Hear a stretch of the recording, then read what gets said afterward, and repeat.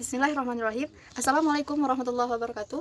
Hai teman-teman semua, perkenalkan, nama saya Dini Mardani. Saya dari program studi jurusan Komunikasi dan Penyiaran Islam semester 2. Adapun mengapa saya membuat video ini adalah untuk memenuhi tugas yang telah diberikan oleh dosen kami, yakni Bapak Yusuf Afandi, dalam mata kuliah yang beliau ampuh, yakni pengantar dalam ilmu dakwah.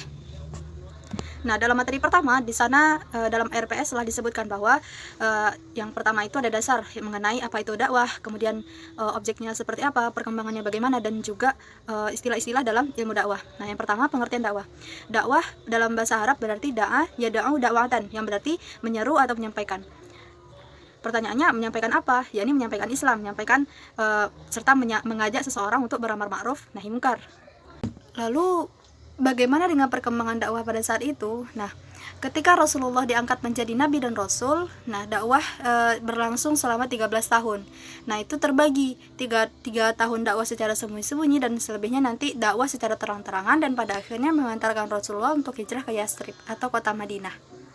Nah, sementara kalau dakwah di zaman sekarang, yang dimana ilmu teknologi itu telah bisa kita jangkau, dan dimanapun, kapanpun, asalkan ada kuota, maka kita bisa mengakses siapapun pembicara dalam dakwah tersebut. Nah, jadi dari dulu sampai sekarang itu punya perkembangan dari dulu itu dakwah secara sembunyi di zaman Nabi, kemudian terang-terangan menggunakan media saat sekarang. Lalu bagaimana hukum dari dakwah itu? Nah, untuk hal ini para ulama berbeda pendapat dalam memandang hukum berdakwah. Namun yang paling rajih adalah setiap individu seorang muslim maka dia dibebankan untuk menyampaikan Islam. Kan ada dalilnya bahwa Rasulullah itu bilang, sampaikanlah dariku walau hanya satu ayat. Nah, jadi dalilnya itu ada dalam Quran surah Ali Imran, wal takum minkum ummatu yad'u ilal khair wa ya'muruna bil ma'ruf wa yanhauna 'anil munkar wa ulaika humul muflihun.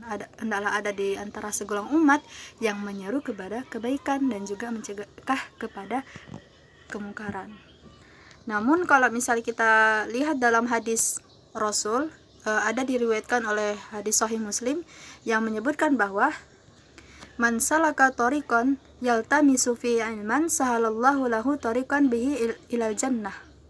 Artinya, barang siapa yang menempuh jalan untuk menempuh ilmu, maka Allah akan mudahkan baginya jalan menuju surga. Nah, jadi intinya kalau misalnya mempelajarinya saja sudah berpahala dan kemudian dimudahkan jalan menuju surga, apalagi mendakwahkannya kepada orang lain. Nah, sementara untuk objek dakwah dalam Islam atau dalam bahasa Arab namanya mad'u atau audiens atau targetnya kita. Nah, kemudian dibagi lagi, ada dua bagian. Yang pertama, objeknya itu ada pada muslim. Muslim nanti bagiannya adalah untuk menguatkan akidah mereka, kemudian menjadikan mereka seseorang yang takwa Allahnya itu baik, dan hablum minallah dan hablum minannasnya itu baik pula. Sementara kalau misalnya dakwah pada non-muslim itu adalah untuk memberikan pemahaman kepada mereka dengan cara berpikir sehingga akidah mereka bisa berubah menjadi akidah Islam, sehingga nanti dia bisa masuk Islam mu'alaf gitu. Nah, jadi untuk istilah-istilah dalam dakwah sendiri, yang pertama ada tablik. Tablik fi'il amar dalam bahasa Arab berarti artinya menyampaikan. Yang kedua ada tabsyir, yakni memberikan kabar gembira kepada orang-orang yang beriman yang telah mengerjakan sholat dan juga beramal soleh. Nah, selanjutnya yang ketiga yaitu nasihat atau nasihun, yakni memberikan nasihat kepada jamaahnya supaya termotivasi lebih baik lagi ke depan. Yang kelima ada zikra, yang berarti memberikan peringatan kepada seseorang ataupun khususnya masyarakat muslim, sehingga dari teguran tersebut dia bisa berubah menjadi lebih baik lagi.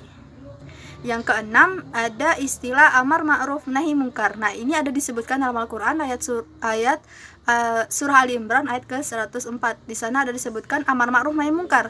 Nah, artinya adalah mengajak seseorang untuk beramar ma'ruf nahi munkar, mengajak seseorang pada jalan kebaikan, kemudian mencegah kepada jalan kemungkaran. Yang terakhir, yang keenam, ada namanya nau'izah, berarti memberikan pengajaran ataupun peringatan kepada seorang muslim ataupun kepada seorang non-muslim. Untuk materi selanjutnya, yakni dakwah pada masa sebelum Nabi diutus menjadi Rasul. Nah, Menjelang kelahiran Nabi ada 360 berhala yang disembah oleh masyarakat Mekah jahiliyah pada saat itu. Nah, jadi kebayang ya bahwa mereka itu sebenarnya tidak melupakan ajaran Nabi Ibrahim dan Nabi Ismail, tetapi mereka membentuk patung itu sebagai jalan untuk mereka merealisasikan untuk menyembah Tuhan-Tuhan mereka, sehingga dibentuklah patung. Nah, jelas ini bahwa jelaslah bahwa ajaran Nabi Ibrahim telah disimpangkan oleh mereka. Nah, seperti yang disebutkan di awal bahwa ketika Rasulullah diangkat menjadi Nabi dan Rasul, mulailah dakwah. Tapi 3 tahun pertama itu dilakukan secara sembunyi-sembunyi karena ibaratnya Islam itu belum kuat karena baru beberapa orang saja yang masuk Islam. Namun setelah 3 tahun itu berlalu, mulailah fase dakwah secara terang-terangan, di mana para tokoh pemuka ada beberapa, yakni Hamzah dan juga Umar bin Khattab yang kita kenal. Itu masuk Islam. Nah, pada saat itulah dimulainya dakwah secara terang-terangan. Ketika menjelang wafatnya Rasulullah, mulailah dakwah beliau digantikan oleh 4 khalifah, yakni kita kenal dengan sebutan Khulafaur Rasyidin. Yang pertama Khalifah Abu Bakar. Nah, pada masa beliau ini masa yang paling singkat, hanya 2 tahun saja. Kemudian pada saat itu prestasi yang pernah beliau raih itu adalah membukukan Al-Quran serta menumpas para orang-orang yang murtad setelah sepeninggal Rasul. Khalifah yang kedua ada Umar bin Khattab. Beliau ini memerintah pada 13 Hijriah sampai pada 23 Hijriah. Jadi lumayan lama. Khalifah Umar bin Khattab ini beliau membuat kalender Islam dan juga menghapuskan jizyah atau pajak-pajak. Nah, khalifah yang 3 ada Utsman bin Affan. Beliau memerintah dari 23 Hijriah sampai kepada 35 Hijriah. Nah, pada saat itu prestasi yang diraih oleh Khalifah Utsman bin Affan adalah memperluas wilayah, kemudian juga membangun infrastruktur dan juga merenovasi Masjid Nabawi. Setelah wafatnya Khalifah Utsman bin Affan, kemudian digantikan dengan Khalifah Ali bin Abi Thalib. Nah, Ali bin Abi Thalib ini memerintah selama 35 sampai 40 Hijriah. Pada saat itu beliau memindahkan atau merotasikan semua pemerintahan yang dulu pernah dicanangkan oleh Khalifah Utsman bin Affan, dan juga mengembalikan tanah-tanah yang seharusnya itu milik negara kepada tempatnya. Nah, adapun mengapa berdirinya dinasti Umayyah adalah pada saat itu ada pergolakan antara Ali dan juga Muawiyah di perang Siffin. Namun pada faktor lain disebutkan bahwa karena adanya faktor pertentangan politik antara Muawiyah, Khawarij, Syiah, Jamaiyah, dan Zubair. Nah, dari sini menanglah Umayyah ini dan kemudian berdirilah dinasti Umayyah. Seperti namanya, maka khalifah pada saat itu yang mendirikannya adalah Umayyah bin Abi Sufyan. Pada saat itu kemajuan yang dilakukan oleh Muawiyah sangat banyak ya, yaitu pertama dalam soal pendidikan, memberikan sarana bagi orang yang belajar, kemudian maju dalam seni rupa dan arsitektur dan lain sebagainya. Nah, jadi dakwah di masa modern ini menggunakan media sebagai alat dakwah. Misalnya misalnya TikTok yang lagi viral sekarang, kemudian juga Instagram. Ya walaupun cuma semenitan, ya itulah dakwah yang digandrungi sekarang oleh anak-anak muda khususnya. Materi keempat yakni mengenai dalil-dalil dakwah dan juga rukun-rukun dakwah. Yang pertama, dalil dalam Al-Quran mengenai dakwah yang sangat fenomenal, yaitu ada dalam Quran surah Ali Imran ayat 104. Bunyinya, A'udzubillahi minasyaitonirrajim, Bismillahirrahmanirrahim. Wal takum minkum ummatun yad'u ilal khair wa ya'muruna bil ma'ruf wa yanhauna 'anil munkar wa ulaika humul muflihun. Nah, kemudian ada rukun dakwah. Tanpa rukun berarti nggak akan sempurna dakwah seseorang. Yang pertama ada dai. Dai berarti komunikatornya atau seorang ustadz ataupun seorang pembicaranya yang menyampaikan dakwah. Yang kedua ada mad'u atau komunikannya, target dakwah atau jamaahnya yang akan mendengarkan nasihat dari dakwah yang disampaikan. Selanjutnya ada maddah atau materi yang akan disampaikan dalam dakwah tersebut. Kemudian ada wasilah atau media yang menghantarkan dakwah tersebut hingga sampai kepada komunikannya atau jamaahnya. dan juga ada thoriqoh atau metode apa yang digunakan dalam menyampaikan dakwah. Yang terakhir ada atsar atau efek dari dakwah yang kita sampaikan. Selanjutnya, mabadi al-asyarah atau dalam bahasa Indonesianya prinsip yang 10 dalam ilmu dakwah. Yang pertama, al-haddu atau pembahasan nanti mengenai definisi awal dari dakwah yang kita sampaikan. Kemudian maudhu atau objeknya, atau sesuatu yang kita bahas nanti ketika kita berceramah. Misalnya seperti hadis. Hadis itu objeknya sanad dan matan. Yang ketiga ada samroh atau buah yang didapat ketika kita menyampaikan dakwah. Atau kata lainnya itu berarti faidah yang kita dapat ketika kita mendengarkan dakwahnya seseorang. Yang keempat ada nisbah, yang berarti hubungan antara ilmu tersebut dengan ilmu yang lain. Misalnya antara ilmu usul fikih dengan ilmu hadis, yang hubungannya adalah tentang tabayun.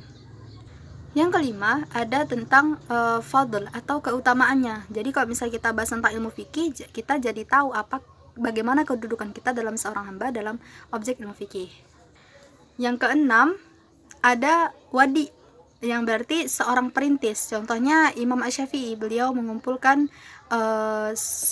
pemahaman-pemahaman, kemudian menjadikannya dalam sebuah buku Ar-Risalah kita kenal, dan kemudian pemikiran beliau itu dipakai hingga sekarang.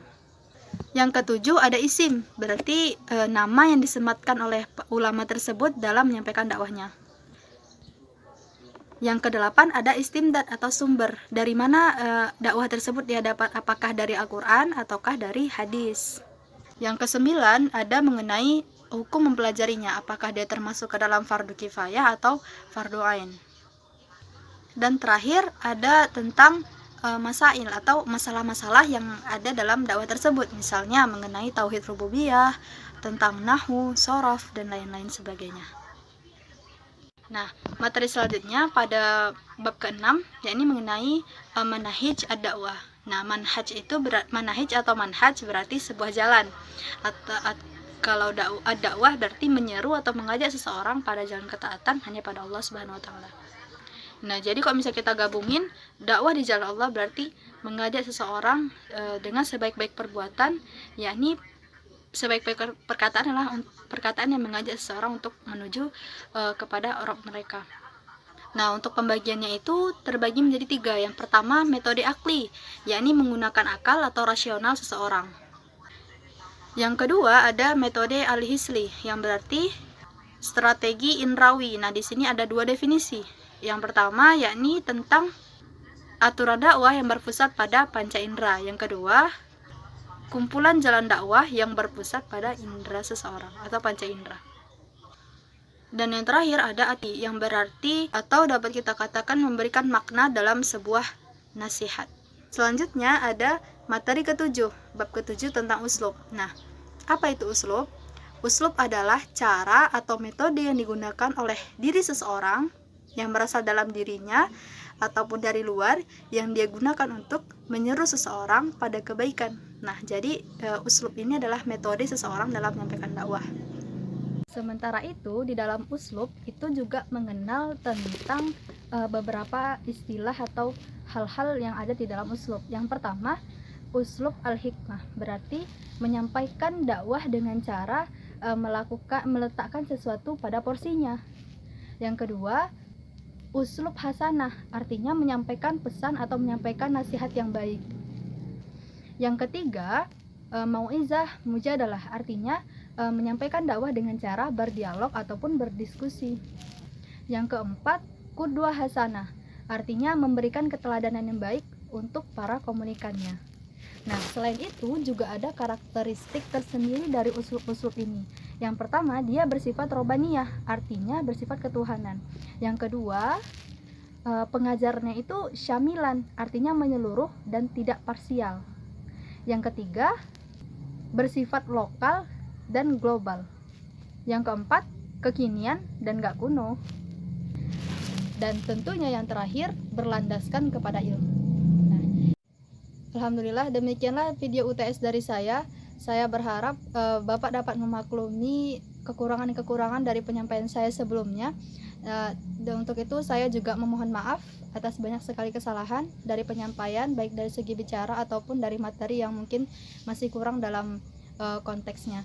Nah, untuk itu saya mengucapkan marhaban ya Ramadan. Mohon maaf lahir batin kepada Bapak dan juga teman-teman. Saya akhiri. Wassalamualaikum warahmatullahi wabarakatuh.